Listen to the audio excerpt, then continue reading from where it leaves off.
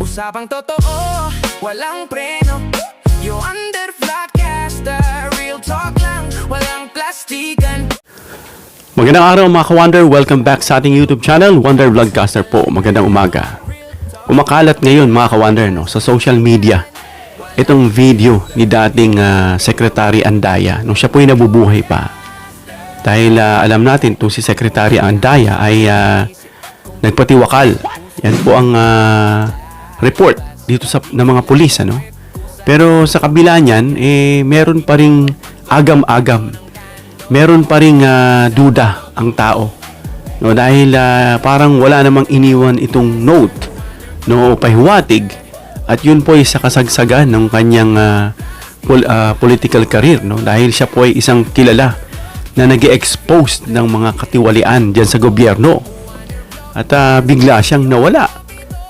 Parang walang basihan, walang kabuluhan.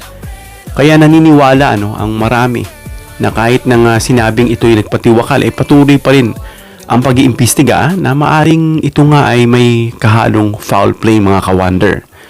So yan po yung pag-uusapan natin ngayon. At ano ba yung kaugnayan? Of course, may video rito na kumbaga, sinasabi rito na ni Andaya nung siya ngayon nabubuhay pa, na sinubukan daw suhulan nitong si Jokno, itong House of Representatives, sa halagang 40 billion para manahimik.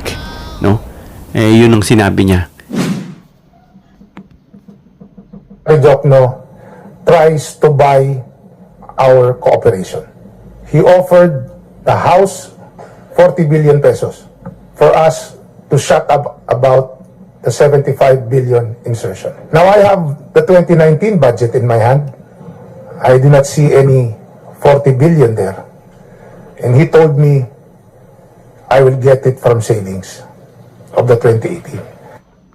At alam na natin during that time, sa panahon ng dating Pangulo, maraming mga tila ang pagkakasabi nila ay pinatahimik mga ka-Wonder na mga tao. Dahil nga may kinalaman ito sa mga anomalya, korupsyon. At bago yan mga ka-Wonder, don't forget to subscribe to our YouTube channel, Wonder Vlogcaster. Libre po ang pag-subscribe 100%. Pinutin nyo po yung subscribe button, lalabas yung bell icon, piliin nyo po yung all. Marami pong salamat. So ito nga, balikan nga natin itong pagkamatay ni Andaya na siya nga umiikot ngayon sa social media. Talagang kumbaga nare-rehash, na ibabalik. Dahil may paniniwala mga ka-Wonder na may kinalaman daw ang pamilya rito ng dating literatura.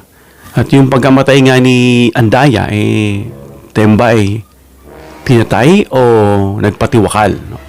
So sa official na statement mga ka-Wonder, nung June 30, 2022, yan, time niyan, napaupo na ang Pangulong Marcos.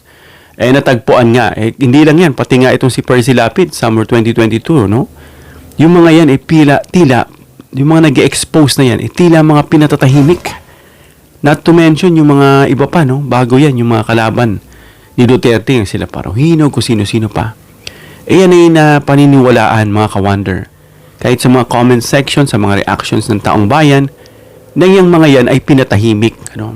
Dahil sila ay may mga bagay na nalalaman. Kung hindi nalalaman, maaring kalaban doon sa mga sinasabing illegal na negosyo. So, balikan natin noong June 30, mga ka-Wonder. Natagpuan niyang walang buhay. Etong si dating congressman, Nonoy Andaya, dito sa Naga City. Diyan sa lugar ni Mayor Leni Robredo. Na may tama ito ng bala sa kanyang right temple, sa kanyang kanan sentido. At of course, yung mga ganyang findings na iniimbestigahan, kung kanan, right-handed yung tao, at dun sa kanan temple, yung mga ganun, yung mga malakas na possibility na yan nga ay nag-suicide. Kasi nga may mga tao na nagpatiwakal. Kasi may mga tao, mga ka-Wonder, na sinasabi na nagpatiwakal, pero left-handed. Siguro pinag-aralan din mabuti, kung yan man ay may foul play. So, iniimbestigahan yan, na although sinabi ng pamilya na gusto nila ng parang privacy, na humingi sila ng privacy at inimbestigahan naman yung kaso. So may haka-hakayan mga ka-wonder na yan nga ay maaring may foul play. Dahil bakit? Dahil doon sa kasaysayan ng mga pag-aambush dito kay Andaya noon, alam natin kung susuriin natin mga ka-wonder, no? Etong si Andaya ay may mga history na yan na talagang ilang beses na siyang gustong iligpit dahil sa kanyang pag-expose, no, ng mga katiwalian dyan sa gobyerno. Dahil sa kanyang mga pag-expose, no, at sinasabing nung pinakamalaking korupsyon na ibinunyag nitong si Andaya, mga ka-wonder, during mismo sa administration ni dating Pangulong Duterte. At bukod dyan, yung mga serye, yung mga series dyan ng mga karahasan na pinatahimik itong mga sinasabi nating whistleblowers, no? Na isa dyan, of course, itong si Percy Lapid at kung sino-sino pa, no? At kung iisa-isayin natin mga ka-wonder, itong mga binulgar ni Andaya during Duterte administration, ay may sinasabing 332 billion mga ka-wonder, billion yan na pera na flood control scandal sa ilalim ni Rodrigo Duterte. Grabe. Sobrang laki po niyan. 322 billion. No, nung 2018 po yan mga ka-wonder, no, bilang House Majority itong si Andaya. At tinawag nga itong sinasabing parking scheme, no, sa pambansang budget. Dahil pinakita mga ka-wonder ni Andaya na itong bilyong-bilyong piso nga na umabot sa tumataginting na 332 billion pesos ang kabuuan nung sinuri itong ghost project, yung hindi ma-verify na mga flood control project. Nakita naman natin, sinilip ni PBBM. Yung iba ron, tapos na. Yung sinasabi ron iba, ginagawa na, ni isang hukay, walang nangyari. Napakaraming ganyang katiwalian sa panahon nitong si Duterte. At yan nga in-expose ni Andaya. No, direkta mismo si Andaya mismo itinuro niya yung Department of Budget and Management, no, at ilang miyembro sa gabinete ni Rodrigo Duterte. Itong nagpasok nga ng mga questionabling pondo mga ka-wonder, no. Itong expose nga ni Andaya ay isang direktang dagok, no, minaso niya itong build ni Duterte na ang daming ang nakatenga, yung iba substandard, no. Ito, during sa administration nitong si Duterte, na siyang tuwan-tuwa nga itong mga tagapagtanggol niya, pag tinanong mo, wala namang maisagot. Not to mention, hindi pa nga natapos yung karamihan, yung mga eskwelahan, no, na nabulok na lang, yung mga bridge na hindi matapos-tapos, na binisita nga ni Secretary Dizon, yan po, ine-expose lahat yan, At tinatapos yan ni PBBM sa panahon niya, sa termino niya ngayon, mga ka-wonder. Grabe. Diyan pala may kita niyo. At isa pa, kaya sinasabi natin, napaka-highlight nitong si Andaya na mukhang sinabi nga, nagpatiwakal, pero may nagsasabi na walang rason, no? At kasi nasa peak siya ng kanyang pag-exposed. Na sinasabi na dahil daw nagmumorn ito, naglolong ito sa pagkawalan ng kanyang asawa, ilang beses na nga itong pinagtangkang patayin, no? 2019, 2021, mga ganun, ilang beses nagkaroon siya ng attempt. Sa kanya pong pagtatakbo pa lang, may nagtangka na bunutan siya at dalawang nakasakay sa motorsiklo na tinambangan siya na hindi nga siya nakaligtas nga siya. No, marami ng pagkakataon na talagang pinapatahimik siya.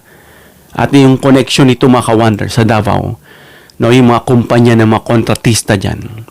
No, at iba nga dyan, pasalamat tayo dahil nakulong na kagaya nitong mga diskaya. Dahil mga ka-wonder na lumalabas nga, no, itong malaking pondo para dyan sa flood control ay nagsimulang lumobo. Noong 2016 kauupo pa lang niyang si Duterte, lumobo na agad. Yung unang taon pa lang na pagkaupo niyang si Duterte. At nung nakailan lang mga ka-wonder, naging paksa rin ito mga ka-wonder sa Kongreso. Yung mga irregularities dyan. Pagdating sa flood control na mismong lungsod mismo ng Davao. Kaya nga itong 51 billion ni Pulong, na sabi nga Guinness Book of World Record, na isang distrito lang dyan sa Davao, may 51 billion. Ewan ko, Sentry, kailan mo pa itong umpisahan, no? Para matigil na yung katapangan at lalo pang pag-aangas, no? At sana magkaroon ng whole departure order sa mga ano na yan, mga natatag na yan para hindi makatakas. At ito nga, sa Davao pa mismo, yung mga paglobo na yan sa pamunuan ng pamilyang Duterte. Kaya nga napakahalaga mga ka-wonder kung bakit ano rin kinalaman yan sa pagtakbo nitong Sara Duterte. No, lalo-lalo na siya ay isa ring Duterte. No, kasi ang sinasabi rito ay pamilya Duterte sa Davao na noon pa man, no, na ayon sa mga whistleblowers, no, na sinasabing noon pa yan, hindi pa sila tumakbong presidente, mayor pa lang, ganito pa lang, may mga naaamoy na mga anomalya noon pa. No, dahil yung mga revelasyon nitong si Andaya, itunuturing na nagbubukas mga ka-wonder na mahalaga na paper trail, no, ng anomalya. At alam na natin kapag whistleblower ka, nanganganib ka. Ito pa lang sa customs yung panahon na nag-expose dyan. No, yung ibang mga nasa customs, yung iba dyan pinatahimik, yung iba nagtago, nagtakas kasi ipaliligpit sila. No? Yung may mga pattern dyan, na sinasabi nga, kahit i-research niyan dito sa Google, yan ang sasabihin sa mga ayon sa mga report, ayon sa mga duda, may mga pattern o imahe ng administrasyong Duterte pagdating sa mga bumabatiko sa kanila. No? May, not to mention yung mga sakwari, yung mga bungo. At si Duterte mismo nagsabi, tinulak niya, pinapatsugi niya, sa bibig niya, lumalabas mga ka-wonder. Kaya itong pagkamatay ni Andaya noong July 2022, no, eksaktong buwan. Talagang tinaon pa nila yung mga bandang panahon na ng Pangulong Marcos. Hindi kaya gusto nilang isisi rin ito sa Pangulong Marcos, no? Kaya itong eksaktong buwan mga ka-wonder kung kailan natapos yung termino ni Duterte. Parang movie, no? Napanood niyo ba yung isang movie na talagang inutusan na tapusin yung mga latak at posibleng magpahamak, ano? Ay ayon nga sa mga kritiko, tiyempo naman ng pagkamatay, no? Ng mga kahina-hinalang pagkamatay na wala nga kadahi-dahilanan. In-expose niya, din magpapakamatay siya. In-expose niya, ibig sabihin, dapat maging credible witness siya kung buhay siya. No? So ano naman mga ka-wonder ngayon ang kiber nito? Dahil si Duterte nga ay nakakulong na, hindi pa rin tapos. Dapat panagutin yung sinasabing pamilya, no, na siyang nag-i-enjoy ngayon ng katakot-takot na kayamanan, no, dapat maibalik. Yan ang sigaw ng tao Doon sa rallying pinuntahan natin kahapon, ang inuusig nila ay Pangulong Marcos. Si Duterte, si Sara, inuusig, mas marami nag-uusig kay Sara. Kasi itong mga nag-rally kahapon ay neutral daw, no. Pero anong isang araw, hindi kahapon, isang araw. Diyan, June 28, diyan sa People's Power Monument, nandun po tayo, nasaksihan natin lahat. No, hindi na tayo nagsasalita dahil may mga iba dyan, pati yung Pangulong Marcos, binabanatan. Dahil paano raw maglilid ang isang na under na influence of drugs. Sabi ko, meron po ba kayong patotoo? Dahil yan po ay nagpa-test na yung Pangulo. At if you are accusing him of using illegal substance, then you should show or provide any proof. Because as again, the burden of evidence always relies doon sa nag-aakusa. So wala na siyang sinabi dahil yun ay narinig niya lang din, no? So ano namang kinalaman nito dito kay Sara? Very important po ito mga ka-wonder, no? July 6 na yung kanya pong impeachment. At of course, walang direktang dokumento naman na inuugnay, no? Dahil ito'y sa panahon ng kanyang ama. No, ito yung sinasabing mismong flood. Pero may mga nababalitaan din tayo, may mga insertion siya during nung kanyang pagiging mayor pa lang. I heard 1 billion, ano? At kung ano-ano pang mga dumaan sa papera niya during mayor pa siya. No, at tayong na umabot nga 6.7 billion at iba pa na pinaniniwalaan na hindi nga matanggap dahil ito'y kaduda-duda, no? At ang dineclare mo lang 88 at pumasok sa yung 6.7 billion, yung mga bagay na yan, ano, na nakakalulang pera. At kahit bagaman, nakita rito, sabi ng mga kumukomment, nung nawala na kasi itong si Andaya, dumisita itong si Sara, no, itong Hulyo 2022. bilang tanda raw ng pakikiramay. Gayon pa man, nadadamay talaga yung pangalan niya kasi isa siyang Duterte. No? Dahil ang issue dyan, ang mga ka-wonder, ay pagpapatahimik dito kay Andaya na siyang pinaniniwalaan niya ng tao. Hindi po tayo nag-aakusa. Ito po yung nilalahad lang natin base sa ating nababasa, naririnig. No? Dahil dun sa kilala itong mga Duterte umano sa pagpapatahimik, no, ng mga karang sa kanya. In fact, sabi nga ni Sentry, sinubukan siyang patahimikin Pero nabigo sila dahil maraming impluwensya itong si Sentry. No? Na parang pati nga raw itong si Madriaga inutusang gawan daw ng kaso protektado raw ito ng mga sundalo. Itong si Sentry. No? Kaya yung sinasabing mga akusasyon, yung mga whistleblower na yan, kasama nga itong dating aide ni Sara na si Madriaga, na di umani dinalaw nga niya sa kulungan. Yung mga style na dalaw-dalaw para makitang harmless at walang kinalaman. Yun nga yung sinasabi dyan, nadadawit pa rin sila. No? Para pakiusapan nga itong si Madriaga, no, o pigilang maglabas ng mga expose.